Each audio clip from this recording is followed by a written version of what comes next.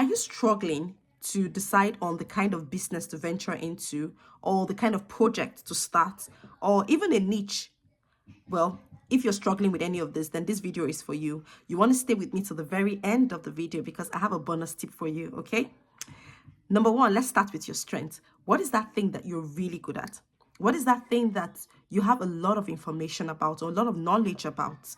Now, when I mean a lot or I mean you're good, I don't mean that you're, for example, you're like the best in the whole world, but what is that thing that stands out for you amongst the things that you know? What is that thing that you know way more, than any other thing? Or what is that skill that you actually do better than any other skill? Those could be pointers to what you could actually do. And now I want to tie that down to passion. What is that thing that you're also passionate about? If you know so much about it, there's a likely tendency that you're also passionate about it. Now, let me give you this example. I was speaking with a friend of mine and she was telling me how she's so passionate about shoes.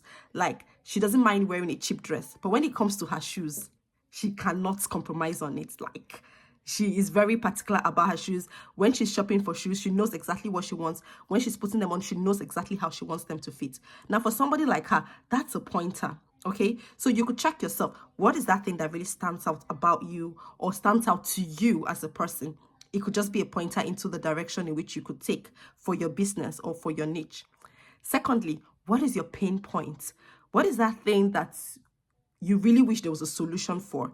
It really, I don't want to use the word whines, but it triggers you, anytime you see you are faced with that problem, you really you're not happy about it and you really wish there was a way around it. Now, that could be a pointer. You could come up with a solution for that problem, or you could consider it as a challenge and take it up as, what you can resolve. And it could just really be a niche or a business idea for you.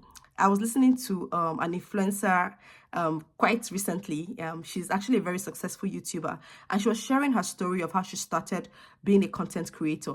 And she said that it was because she had gone online and she had actually looked for, how to do something. I think it was how to tie gilly. And she wasn't getting any information about that. And she actually got angry.